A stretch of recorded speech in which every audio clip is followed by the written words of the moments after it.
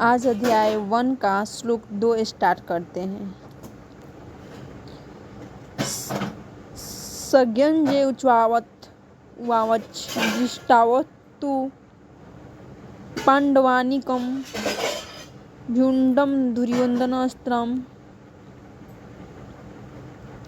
आचार्यमुष्पण्ड्यं राजा वचनं भ्रमितम्।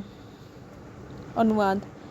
संजय ने कहा, हे राजन, पांडु पुत्रों द्वारा सेना की व्यूह रचना देखकर राजा दुर्योधन अपने गुरु के पास गया और उसने ये शब्द कहे। तात्पर्य समझिए। धृतराष्ट्र जन्म से अंधा था। दुर्भाग्यवश वह आध्यात्मिक दृष्टि से भी वंचित था। वह यह भी जानता था कि उसी के समान उसके पुत्र भी धर्म के मामले में अंधे हैं और उसे विश्वास था कि वे पांडवों के साथ कभी भी समझौता नहीं कर पाएंगे, क्योंकि पांचों पांडव जन्म से ही पवित्र थे। फिर भी उसे तीर्थ स्थान के प्रभाव के विषय में संदेह था। इसलिए संजय युद्धभूमि की स्थिति के विषय में उसके प्रश्न के मंतव्य को समझ गया। अतः वह निराश राजा को प्रोत्साहित करना चाह रहा था।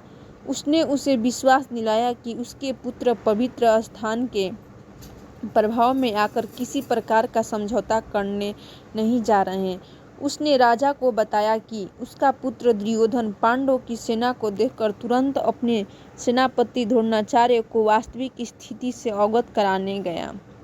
यद्यपि दुर्योधन को राजा कहकर संबोधित किया गया है, तो भी स्थिति की गंभीरता के कारण उसे सेनापति के पास जाना पड़ा। अतएव दुर्योधन राजनीतिज्ञ बनने के लिए सर्वथा उपयुक्त था, किंतु जब उसने पांडवों की व्यूह रचना देखी तो उसका यह कूटनीतिक व्यवहार उसके भय को छिपा ना पाया। राधे राधे फ्रेंड्स।